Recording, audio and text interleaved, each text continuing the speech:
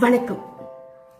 சரியான நேரத்தில் சரியான ஐடியா இருந்தா வெற்றி நிச்சயம். ஜெப்டோ நிறுவனத்தின் வெற்றி கதை வாங்க பார்க்கலாம். ஜெப்டோ நிறுவனத்தோட நிறுவனர்கள் ஆதித் பலிக்ஷா மற்றும் கைவல்யா ஹோக்ரா இவங்களோட கதை தான். ஆதித்தும் கைவல்யாவும் அமெரிக்காவின் மிகவும் புகழ்பெற்ற ஸ்டான்ஃபோர்ட் பல்கலைக்கழகத்துல பொறியியல் படிக்க போயிருந்தாங்க. ஆனா 2020 உலகெங்கும் ஊரடங்கு உத்தரவு வந்ததுனால அவங்க இந்தியா திரும்பினாங்க. அவர்கள் இந்தியாவில் இருந்தபோது மளிகை பொருட்களை ஆன்லைன்ல ஆர்டர் செய்த போது அது வந்து சேர்றதுக்கு பல மணி நேரம் எடுத்தது. சில நேரங்கள்ல ஒரு நாள் கூட ஆனது. இதை அவர்கள் ஒரு பெரிய பிரச்சனையா பார்த்தாங்க.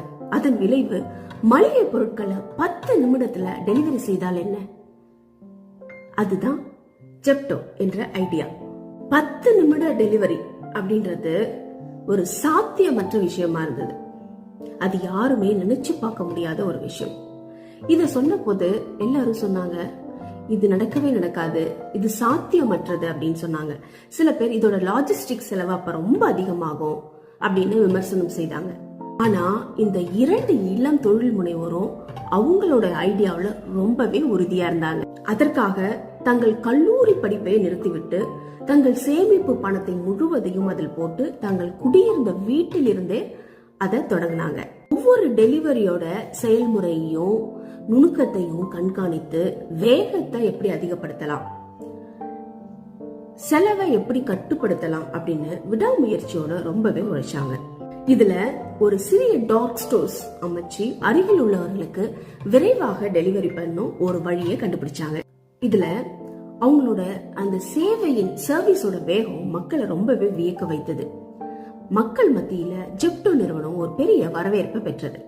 மிக குறுகிய காலத்துல ஜெப்டோ நிறுவனம் இந்தியாவுல மிக வேகமாக வளர்ந்து வரும் ஒரு ஸ்டார்ட் அப் நிறுவனமா மாறிச்சு.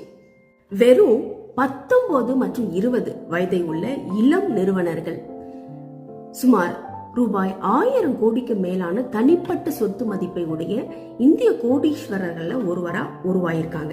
இந்த கதையிலிருந்து நாம என்ன கத்துக்கிட்டோம்? நமக்கு வயதோ கல்வி சான்றிதழோ முக்கியம் இல்லை. நம்முடைய ஐடியாவின் மீது நம்பிக்கை வைங்க. ஒரு ஐடியா முடியாதுன்னு சொன்னா கூட அதுல உழைப்பு, புதுமையான அணுகுமுறை மற்றும் விடாமுயற்சியை வைத்து நம்ம செயல்படும் போது நம்ம நினைத்ததை விட அதிகமான பெரும் வெற்றியை அடைய முடியும். நீங்க என்ன சொல்றீங்க?